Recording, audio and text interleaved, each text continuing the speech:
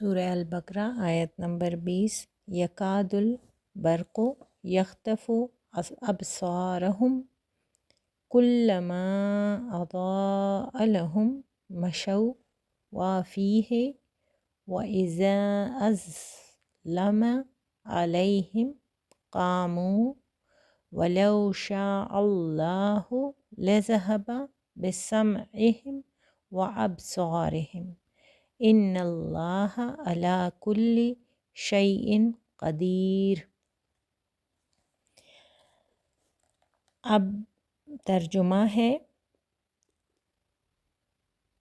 قریب ہے، یکاد قریب ہے یا ممکن ہے۔ یکاد کا جو مطلب ہے وہ قریب ہے یا ممکن ہے کہ برق بجلی یخطف اچکنا کہ اچک لے ابصارہم ان کی بینائی، کہ قریب ہے کہ ان کی بجلی جو ہے، جو برق ہے، جو چمک ہے، وہ ان کی بینائی اچک لے۔ کلما اضاء لہم مشوا، جہاں ذرا ان کو بجلی کی چمک ہوئی تو روشنی ہوئی، جہاں بھی ذرا سی بھی روشنی ہوئی تو وہ چل پڑتے ہیں، ٹھیک ہے۔ اور جب ان پر اندھیرا کرتی ہے، کیا کون اندھیرا کرتی ہے؟ بجلی ہی اندھیرا کرتی ہے۔ جب آل آف دا سڈن ایک آپ پہ ایک فلیش لائٹ پڑتی ہے ڈیورنگ پکچر، تو سڈنلی بہت روشنی ہو جاتی ہے، اور جب سڈنلی وہ لائٹ غائب ہوتی ہے تو ہمیں پہلے سے زیادہ اندھیرا نظر آنا شروع ہو جاتا ہے۔ یا ہم جب بہت ساری لائٹ سے، ہم دھوپ سے یکدم گھر کے اندر آتے ہیں تو بے شک سارے بلب بھی جل رہے ہوں، لیکن ہمیں کچھ دیر کے لیے کچھ نظر نہیں آتا۔ تو بعض دفعہ زیادہ روشنی بھی کیا کر لیتی ہے؟ اندھیرا کر لیتی ہے۔ اور پھر جب ان پر اندھیرا ہو جاتا ہے تو چونکہ ان کو راستہ نہیں نظر آتا تو وہ کھڑے ہو جاتے ہیں، کیونکہ ان کو پتہ ہی نہیں چل رہا ہوتا، تو ان کو یہ ہوتا ہے کہ کہیں گر نہ جائیں، خوف، ڈر، وحشت، تو کھڑے ہو جاتے ہیں۔ اور اگر اللہ چاہیں تو ان کے کانوں، آنکھوں کو لے جائیں۔ لذہبا مطلب لے جائیں، ان کے کن کو؟ کانوں کو، سمعہم و ابصارہم، ولو شاء اللہ، شاء نکلا ہے مشیت سے، مشیت اللہ کی مرضی، مطلب شاء اللہ اللہ کی مرضی، اگر اللہ چاہیں تو لذہبا لے جائیں، بسمعہم ان کی سماعت، و ابصارہم ان کی بصارت لے جائیں۔ ان اللہ بلا شبہ، بلا شک، ان اللہ علی کل شیء قدیر، اللہ ہر چیز پر قادر ہے۔ اب اس کے پہلو پہ آتے ہیں، اس کے ان ڈیپ پہلو پر کہ اللہ پاک اس مثال سے، مثال کیا ہے؟ مثال اللہ یہ بیان کر رہے ہیں کہ میں ایک کچھ لوگ ہیں یا جو منافقین ہیں یا جو کفار ہیں، کہ ان کو میں مطلب یہ چل رہے ہیں، ٹھیک ہے، اور اس سے پہلی آیت میں ہے کہ بہت تیز بارش ہے اور کڑک بھی ہے، اندھیرا بھی ہے، اور وہ والا سارا سین ہے، ایک وہ مثال ہے۔ اور پھر دوسری مثال اللہ پاک بجلی کی کڑک سے اور آواز سے دوبارہ بیان فرما رہے ہیں کہ ممکن ہے یکاد البرق، کہ بجلی کی کڑک سے ان کی جو آنکھوں کی روشنی ہے وہ اللہ پاک لے لیں، اچک لیں۔ یخطف کا جو میننگ ہے وہ اچک لینا یا اچانک سلب کر لینا، اس کے معنوں میں آتا ہے کہ اللہ پاک اگر چاہیں تو کہ اس روشنی سے ان کی آنکھوں کو اچک لیں، لیکن اللہ کیا کرتے ہیں؟ اللہ ان کی روشنی کو ڈائریکٹ نہیں اچک رہے۔ اللہ کیا کر رہے ہیں؟ اللہ فرما رہے ہیں کہ میں جب ان پہ روشنی کرتا ہوں، جب ان کو میں بجلی کی چمک کڑاکے کے ساتھ دکھاتا ہوں، تو یہ تھوڑی سی روشنی جب ہوتی ہے تو ان کی مثال ایسی ہے کہ یہ تھوڑا سا چل لیتے ہیں، ٹھیک ہے۔ پھر جب تاریکی ہو جاتی ہے، مطلب جب یکدم کسی انسان پہ یکدم روشنی آتی ہے اور پھر یکدم اس کو اندھیرا ہو جاتا ہے، تو اس کو وہ عام اندھیرے سے زیادہ اس کے اوپر چیزیں تاریک ہو جاتی ہیں۔ یا ہم باہر سے یکدم تیز سورج کی روشنی سے جب ہم کمرے کی عام لائٹ کی روشنی میں آتے ہیں تو ہمیں کچھ دیر تک نظر نہیں آتا۔ تو اللہ فرما رہے ہیں کہ اللہ جل شانہ اس میں ہمیں یہ ایک مثال کے ذریعے سے سمجھا رہے ہیں کہ پھر ان کو چونکہ زیادہ روشنی سے وہ چل پڑتے ہیں، پھر وہ روشنی کم ہو جاتی ہے تو وہ پہلے سے زیادہ بے نور ہو جاتے ہیں، تو وہ پھر کھڑے ہو جاتے ہیں گھبراہٹ میں اور ان کے لیے چلنا مشکل ہو جاتا ہے۔ اور پھر اللہ اس کے بعد فرما رہے ہیں اللہ جل شانہ کہ اللہ جل شانہ چاہیں تو لذہبا، وہ ان کی اس سماعت اور بصارت کو بالکل ختم کر سکتے ہیں، وہ اس کو بالکل لذہبا لے جا سکتے ہیں، بالکل ختم کر سکتے ہیں، معدوم کر سکتے ہیں، ڈس ایبل کر سکتے ہیں ان لوگوں کو دیکھنے اور سننے سے، اگر اللہ چاہیں، کیونکہ اللہ ہر چیز پر قادر ہے، اور بے شک اللہ ہر چیز پر قادر ہے۔ اب یہ لوگ کیوں ایسے ہیں؟ ان کی مثال کیوں ایک راہگیر کی اور ایک بارش کی اور ایک بجلی کی کڑک سے دی ہوئی ہے؟ اس لیے کہ جب اللہ پاک اپنے دین کی، اپنے قرآن کی، اپنے حق کی آواز کی، نبی صلی اللہ علیہ وسلم کی وسیلے سے، ذریعے سے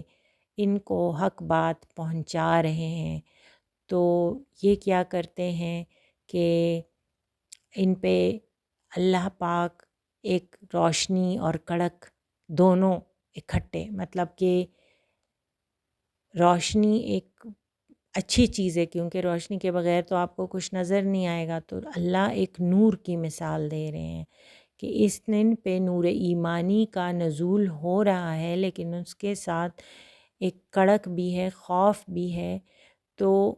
اس میں یہ لوگ تھوڑا سا تو چل لیتے ہیں، لیکن جیسے ہی ان کو لگتا ہے کہ اب ہمیں گھاٹے کا سودا ہے، یا ہم یہاں پہ ہمارا کوئی فائدہ نہیں ہے، تو یہ وہاں پہ رک جاتے ہیں۔ پھر یہ دیکھتے ہیں کہ کہیں سے بچ بچاؤ کا راستہ نکلے، تو یہ وہاں سے بچ بچاؤ کر کے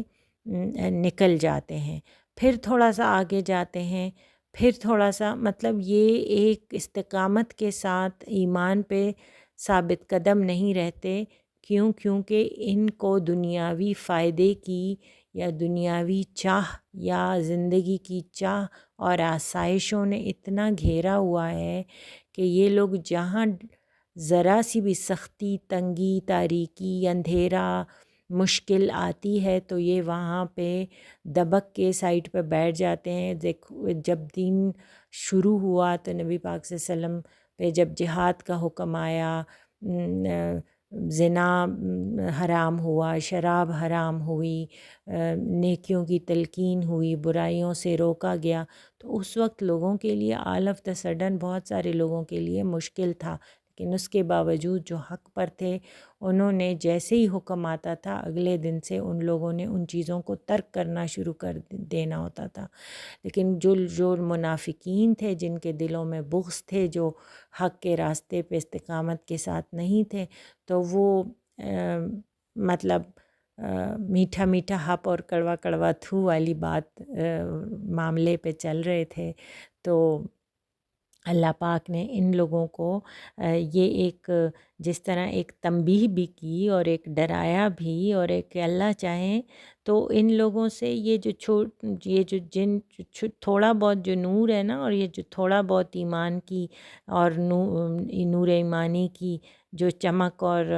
سماعت ہے، جو تھوڑی بہت یہ اچھی بات سن لیتے ہیں اور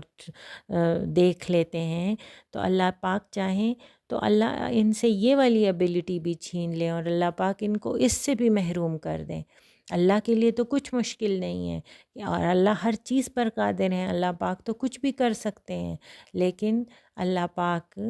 نے ان کو مہلت دی ہوئی ہے، جیسے پچھلی آیت میں بھی ہے کہ اللہ پاک نے ان کو تھوڑا سا وہ دیا ہوا ہے کہ ان کو آزمائیں، ان کو پرکھیں، ان کو دیکھیں، یا خود ان کے لیے ایک احاطہ مقرر کیا ہوا ہے، ایک باؤنڈری بنائی ہوئی ہے، تو یہ اس کے اندر کھائیں پئیں چلیں پھریں اور زندگی گزاریں، لیکن بیسائیڈ ہمیں قرآن کے تھرو اللہ پاک اور اپنے ہمارے پیارے نبی پاک صلی اللہ علیہ وسلم کے وسیلے سے ان پر وحی بھی آ رہی ہے، اور اس میں ہمیں یہ بتایا جا رہا ہے کہ اللہ پاک جو ہیں کسی بھی چیز کو کرنے پہ قادر ہیں، لیکن اللہ پاک نے ان کو ایک احاطے میں رکھا ہوا ہے۔ حالانکہ اگر اللہ چاہیں تو اللہ ان کی یہ ایبلٹی اگر دی ہوئی ہے تو لے بھی سکتے ہیں، اور اللہ پاک اس کو معدوم بھی کر سکتے ہیں، خراب بھی کر سکتے ہیں، ان کی بصارت کو اچک بھی سکتے ہیں، لیکن وہ نہیں لے رہے۔ اس میں ایک قابل غور بات کا جو ہے اضاء لہم مشوا فی ہے، تو مشی بیسیکلی کہتے ہیں کہ ہم عام رفتار سے چلنے کو، مطلب قدم بقدم چلنے کو، اور صحیح اس کا جو ورڈ ہے دوسرا وہ ہے تیز رفتار، مطلب تیز قدموں سے، جیسے ہم صحیح کرتے ہیں تو صحیح میں وہ کچھ جگہ پہ وہ جہاں حضرت بی بی ہاجرہ رضی اللہ تعالیٰ عنہ اپنے بچے کی وہ تڑپ میں، پیاس کی تڑپ میں تھوڑا سا بھاگی تھیں، تو وہ اس کو ہم آج بھی صحیح کہتے ہیں، اور مشی کہتے ہیں تھوڑا سا دھیمے چلنے کو، مطلب ذرا بچا کے چلنے کو، تو اس میں اضاء لہم مشوا فی ہے، اور جو ہے فی ہے اس میں اور مشوا چلتے ہیں، اضاء لہم اس کی چمک سے، اضاء چمک سے، کلما جہاں ذرا ان کو، تو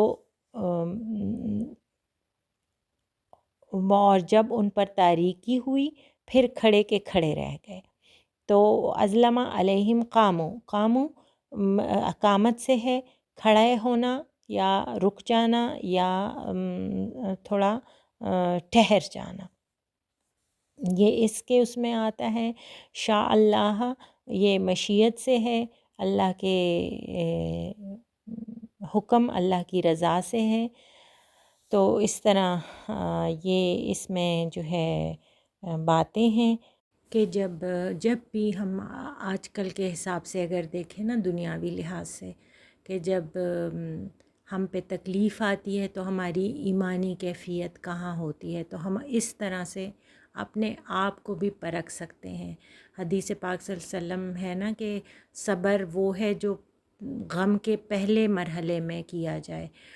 تو اگر کوئی تکلیف آتی ہے، کوئی مشکل آتی ہے، کوئی پریشانی آتی ہے، تو ہم نے اگر اپنے ایمان کا لیول چیک کرنا ہے تو ہمیں اس وقت پتہ چلتا ہے اپنے ایمان کا لیول، مشکلات میں، تکلیفوں میں، پریشانیوں میں، تو اس وقت اگر ہم ٹٹولیں ہر کوئی اپنے اپنے اندر کہ ہمارا اس وقت ایمانی لیول کدھر تک، ہم بھٹک جاتے ہیں دین سے، ہم اللہ کی طرف رجوع کرتے ہیں، ہم بلکہ ہٹ جاتے ہیں بالکل، یا ہم جو ہے درمیانی راستے اختیار کرتے ہیں، ہماری کیفیت کیا ہوتی ہے، کیونکہ اچھے حالات میں تو ہر کوئی ظاہر ہے خوش ہے، رزق کی فراخی ہے، اولاد ہے، لیکن ایک اور بات ہے، جو مومن ہے نا، اللہ کا جو نیک بندہ ہوگا، وہ اچھے حالات میں بھی زیادہ اللہ کے قریب ہوگا، برے حالات میں تو ہوگا ہی ہوگا، لیکن اچھے حالات میں بھی وہ شکر گزار ہوگا، ہر وقت سرنڈر کرے گا، وہ آپے سے نہیں باہر ہو جائے گا کہ اب تو مجھے بس جی میں تو پانچوں گھی سر کڑھائی میں اور بس مزے کرو، نہیں، وہ زیادہ اللہ کے سے اس وقت شکر گزاری میں ہوتا ہے، عاجزی میں ہوتا ہے، تکبر نہیں کرتا، تو اللہ پاک اس سے زیادہ راضی ہوتے ہیں۔ ابھی یہ کچھ قرآن و حدیث کے حوالے ہیں، تو قرآن پاک کے سورہ انفال میں ہے آیت 24، اور جان لو کہ اللہ انسان اور اس کے دل کے درمیان حائل ہو جاتا ہے اور تم اسی کی طرف جمع کیے جاؤ گے۔ یہ آیت بالکل واضح کرتی ہے کہ اللہ کی قدرت ہر چیز پر محیط ہے، اور اگر وہ چاہے تو ہدایت یا گمراہی میں انسان کو چھوڑ سکتا ہے۔ مطلب اگر ہم اللہ کی طرف رجوع نہ کریں گمراہی میں بھٹک کر یا گناہ کو طاہی ہو کر، تو اللہ ہمیں گمراہی میں چھوڑ سکتا ہے۔ اللہ بیچ میں حائل ہے کہ اگر یا تو اس طرف یا اس طرف۔ سورہ النور کی آیت 40 ہے کہ ان کی مثال گہرے سمندر میں اندھیرے کی سی ہے جہاں ایک کے اوپر ایک اندھیرا ہے۔ تو یہ بھی اسی طرح منافقین کی مثال ہے، سورہ الفرقان میں ہے، کیا تم نے اس شخص کو دیکھا جو اپنی خواہش کو اپنا معبود بنائے ہوئے ہے، کیا تم سمجھتے ہو کہ وہ ہدایت پائے گا؟ تو یہ بھی اللہ پاک ایک انسان سے ہی، ایک مومن سے ہی پوچھ رہے ہیں، ایک مسلمان سے بھی پوچھ رہے ہیں کہ تم کیا سمجھتے ہو کہ اگر آپ اپنی